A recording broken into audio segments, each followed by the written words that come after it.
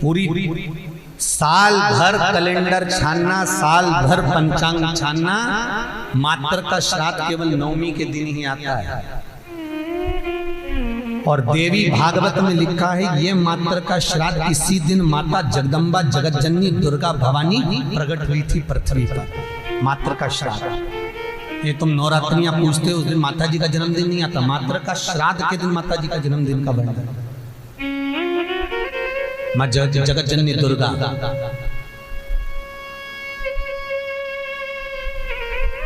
मात्र का श्राद्ध किसी ने कृष्ण किया है,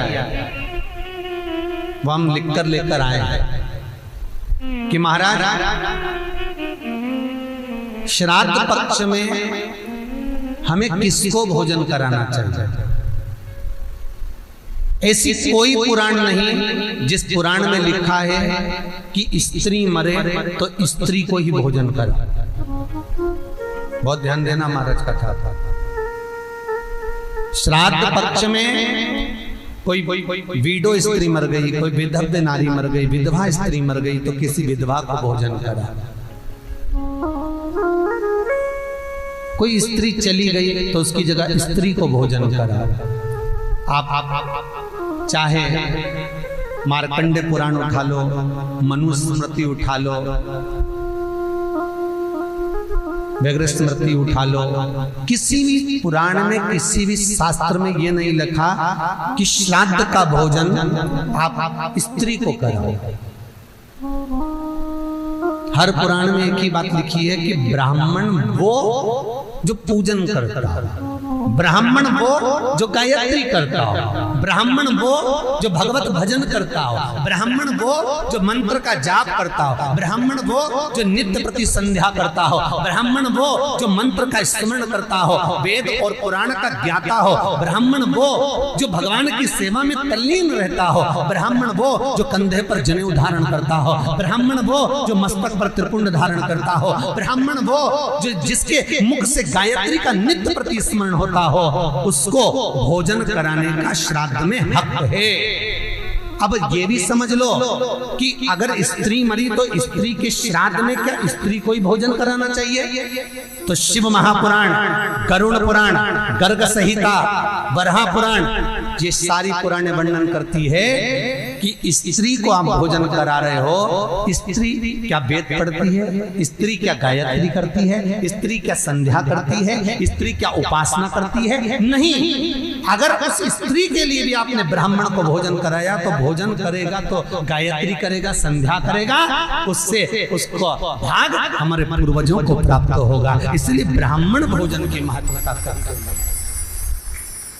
फिर दूसरा क्रम कहा गया, मान लो अगर कोई सौभाग्यवती नारी चली गई, सुहागन स्त्री चली गई, कोई पति के साथ सती हो गई, कोई ऐसी स्त्री गई है तो स्पष्ट कहा गया है महाराज, हमारे यहाँ मनुस्मृति में कहा गया कि अगर कोई सौभाग्यवती नारी चली जाती है तो उसको केवल स्त्री को भोजन नहीं कराना है, उसके साथ उसके पति को भी भोजन पर बुलाना है, तब भोजन के श्राद्ध का भाग प्राप्त होता है। नहीं तो वो स्त्री जिसका तुमने श्राद्ध करा है, केवल एक नारी को सौभाग्यवती को बुलाकर भोजन करा दिया, साड़ी दे दी, चूड़ी दे दी, बिंदी दे दी और वो चली गई, तो वो नारी साल भर में स्वप्न में पूरे घर को दिखेगी, जरूर कभी भी दिखेगी, पर दिखेगी, ये पक्का।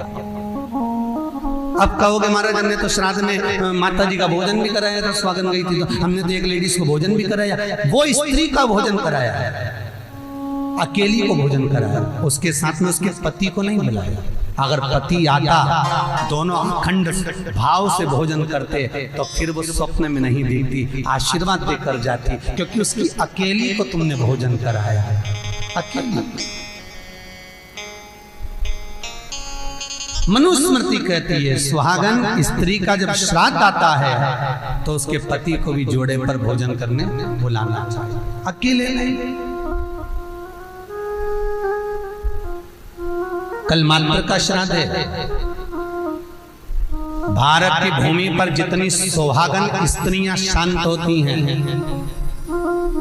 जितनी कुंवारी बेटियां शांत होती हैं, जितनी भी स्त्रियां जिनकी तिथि भी याद नहीं है वो शांत हो जाती हैं। 9वीं तिथि उन मातृकाओं का श्राद्ध का दिन रहता है।